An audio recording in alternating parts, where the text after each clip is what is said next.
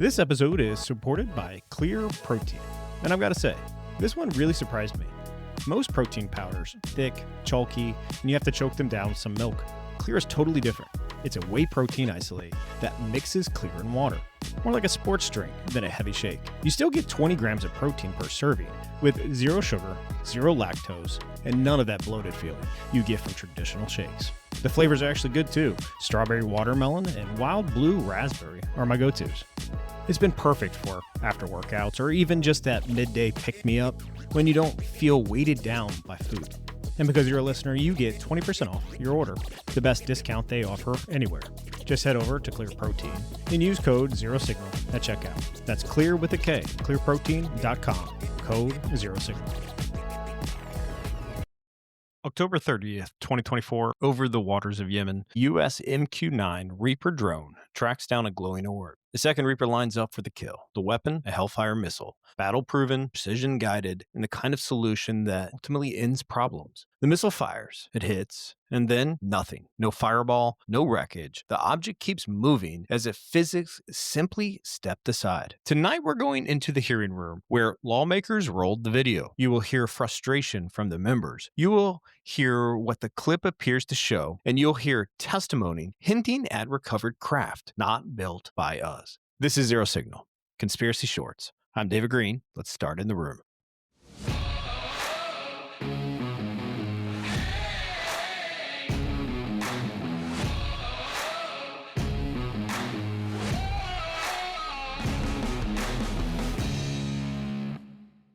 Thank you, everyone. It takes such great courage to come forward, and we acknowledge that, and I hope that you see that we are taking that seriously. And so very thankful for what you're doing today. I'm also very thankful for previous witnesses that have come forward. I see Matthew Brown in the audience. He courageously stepped forward and was as a witness.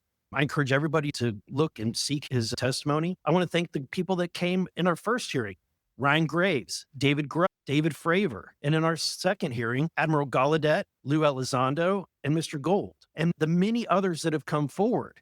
We hear you, and it's time that enough is enough. It's time that we take action. Look, I'm not jumped to the conclusion that I believe that there are aliens coming from another planet, but I'm open to that. And I think that it's our responsibility, especially when we're seeing that we have a government that is simply blocking information from us. Just last night, I tried to get an amendment onto the National Defense Authorization Act that fit in the germaneness of that bill to have UAP disclosure. And conveniently, it was named non-germane, mostly deemed by staff, not even an elected official. This is the kind of stuff that we repeatedly see. Last year, we were blocked by someone in House administration from being able to receive a full briefing from Arrow. So not an elected official, but someone in staff blocked us. And I've had it. Enough is enough. You just heard something rare in Washington. A thank you layered over a warning. Pilots, intel officers, and investigators got name-checked. People who for years have risked careers by stepping into the light. Ryan Graves talking about metallic orbs pacing Navy fighters off the East Coast. David Fravor describing a tic-tac-toe that out-accelerated anything we could fly. And David Grush alleging crash retrieval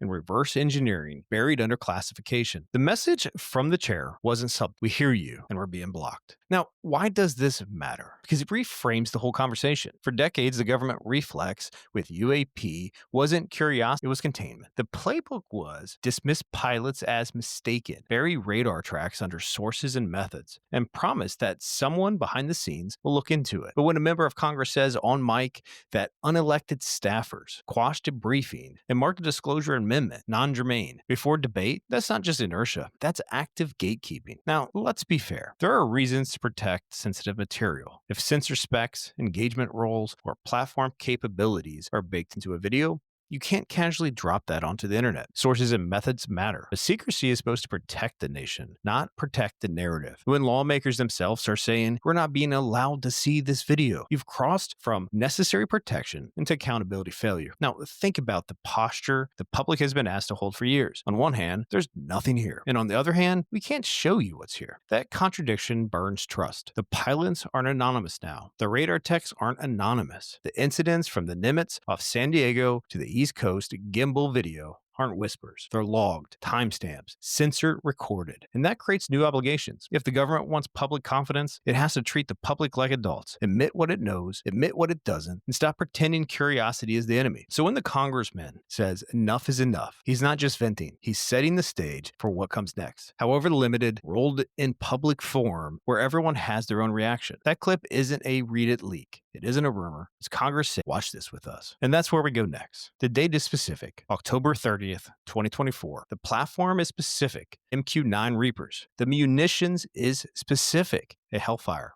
You don't need to be a munitions expert to know the headline. When a Hellfire hits you, you don't shrug it off, which is why this footage, if it shows what it appears to show, is a problem. I want to cue up a video that I've been given. And as before it starts, I'm going to describe this was taken October 30th of 2024. This video is of an MQ-9 drone tracking an orb or this object off the coast of Yemen. You'll see that another MQ-9 launched a Hellfire missile.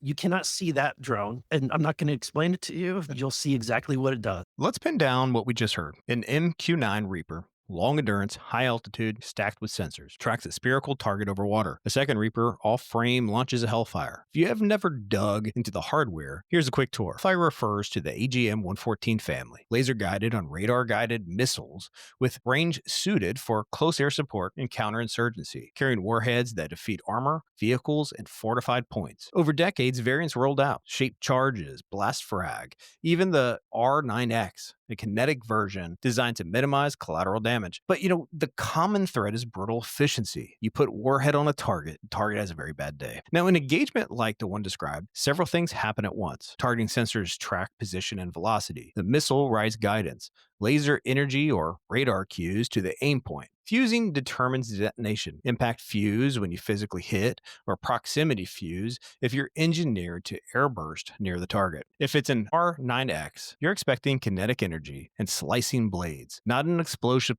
plume. Still devastating at contact. Then there are mundane failure modes. A seeker can lose lock. The warhead can fail to detonate. The missile can miss by a meter, which at speeds is still close on video. And optical illusions are real.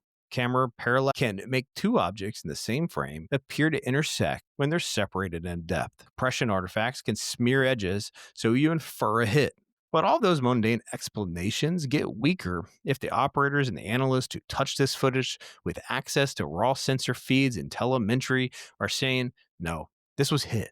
Remember, a Reaper engagement is not a single shaky camera. You can have multiple sensors in play: electro-optical, infrared, laser designators, metadata timestamps. If the full package shows a Hellfire reaching an aim point and registering a contact, and that object then maintains course, you're in territory that demands new explanations. Maybe the object isn't a spear at all, so much as an emission of bright sensor bloom, a hot signature that looks like a ball. Maybe the missile impacted something adjacent, a decoy, a wake effect, so the target you see isn't a target the missile actually hit. These are real possibilities and definitely should be tested first. But if you burned through those, the data still say contact without consequence. Then you're in the realm of material science or field effects we don't publicly own. Think about the plasma sheaths that could disperse blast energy, or metamaterials engineered to channel shockwaves around a form, or active countermeasures that detonate a fuse prematurely out of phase.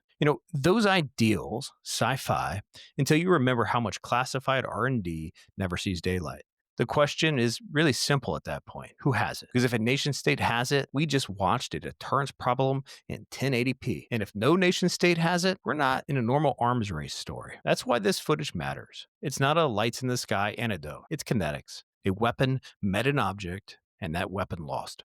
Mr. Knapp, have you heard about events like this occurring, and what information might you have? I have heard about this event. Jeremy Corbell and I talked about it in one of our episodes a while back. We did not have the video, though. There are servers where there's a whole bank of these kind of videos that Congress has not been allowed to see, that the public hasn't been allowed to see. Occasionally, some of that stuff gets out in the wild and it comes our way. It should be going to you. The public should be seeing this stuff. And why you're not allowed to, I don't know. But that's a Hellfire missile smacking into that UFO and just bounced right off. And it kept going. It kept going, and it looks like the debris was taken with it. It kept going. If you ever done battle damage assessment, you know how alien that sentence sounds. And if a strike, analysts look for signatures, fragmentation, heat, shock, plume, secondary explosions, and velocity vector. If a target is still there after impact, it's unusually not unchanged. Its path jitters, its shapes distorts, its thermal profile spikes. The description we just heard says the opposite. The orb maintained course, and what looked like debris struck with it. Let's be rigorous and list the counter reads. First, near miss. The missile passed close, detonated, and the camera angle fooled the eye. Second, fuse failure, a dud. Third, wrong model. If it were a R9X kinetic with slicing effect, you would expect a big blast, though you'd still expect some kinetic consequence on contact. And fourth, post-production artifacts. But in a congressional setting, that would be a scandal by itself. Now stack the pattern claims. People saying there are servers full of similar videos. Cases trapped behind classification. Lawmakers themselves barred from seeing the raw feeds. If that's hyperbole, fix it with transparency. Declassify one full sensor-to-strike assessment package, even with sensitive bits blurred, and let independent experts review it. If it's not hyperbole, then the context shifts. One anomalous video is curiosity. Dozens or banks of them is a capability. Here's a frame I use to stay sane. Treat this like a lab result. You can't replicate it yet. You don't declare new physics on day one. You document, you isolate variables, you invite replication, and you try to break your own conclusions. But you also don't shove the microscope in a closet because the slide made you a little bit uncomfortable. If this is a strike event with no effect outcome, that's not a UFO campfire story. That's a military problem statement. One more angle. Intent. If an object is contested airspace, can nullify our strike. What was it doing there? Reconnaissance? Signaling? Testing our response? If it's human tech, it's a dominant display. If it's not human tech, then the display is the point. You can't hurt me. Either way, it resets assumptions about imposing the rules of the air. All roads ultimately lead to the same place. You can't leave this as a one-off viral clip. Either show it as a mirage with data or treat it as if it's real and adapt doctrine accordingly. What the hearing did by rolling the video was force that choice into public view. And then the conversation took a sharp turn from objects at a distance to objects up close. Katsky came to you with government possession of NHI craft and how they ultimately gained entry. Can you testify to the veracity of that claim? Dr. Lukatsky is an honorable man who served most of his career with the DIA, a very trusted, high-level rocket scientist and intelligence analyst who inspired the OSAP program, as I said earlier. In full disclosure, I've co-written 2 books with him. He drops on myself and our other co-author out of the blue. And it took 14 months for us to get DOPSR approval for him to release 2 sentences on that. He said this craft, we had managed to get inside of it. It had no wings, no rotor, no tail. It had no fuel tanks. They didn't know how it flew or how it was operated. It clearly looked like it was aerodynamic. He would not go further. He's a by-the-book guy, and until he gets clearance to say more about that, I don't think we're going to hear much more. But it's not ours. It wasn't ours. We didn't make it. We didn't know who made it and how it was built and how it operated. We've got at least one, and I don't know. I think that's enough confirmation that we do have recovered discs and material. Mr. Borland, in the classified realm, have you been exposed to undeniable confirmation of NHI technology? And then my second question, is base systems involved in any way with reverse engineering exploitation of non-human intelligence craft? Yeah, we're gonna have to have a conversation this Skip for that. Whether I'm legally even allowed to answer that, and whether you're even allowed to hear it, sir. The testimony moves that discussion from what did we see to what did we touch. The name you heard, Dr. James Lukatsky, is associated with a defense intelligence program that, according to open reporting, examined unconventional airspace signatures and related phenomena. In accounts cleared for publications, he's cautious, measured wording, minimal data, and yet the 2 sentences attributed to him land like a hammer. We get inside a craft. No conventional controls, no fuel tanks. It flew, and it wasn't ours. Let's parse that for a second. No wings, no rotors, no tails. Rolls out the alphabet soup of drones and airframes and common inventories. No fuel tanks implies either a power source we don't recognize or a structure where fuel isn't stored in a way we would call a tank. If it flies and it isn't ours, we're left with 2 options. Someone else on Earth has silently sprinted past us, or the origin is non-human. Both are extraordinary. Both require extraordinary evidence. And that's where classification walls rise. We're told there's more to say, but not here. There are legitimate reasons for closed sessions. Protecting identities, sources, sensor specs. There's a difference between protecting how we know something and whether we know it. If a craft exists in government custody, the public doesn't need the blueprints to be told the fact of the possession. Conversely, if no such craft exists, say so plainly. and provide mechanisms for independent verification that doesn't boil down to trust us. What would proof even look like in a domain soaked with disinformation? Chain of custody documentation spanning decades, materials analyzing show isotopic ratios or lattice structures not achievable within our known industrial complex, high-resolution imagery tied to timestamp telemetry, multiple cleared witnesses willing to testify under penalty of perjury. If a program is truly operating as a wave sap, so classified that even normal oversight can't see it, that's a constitutional problem, not just curiosity.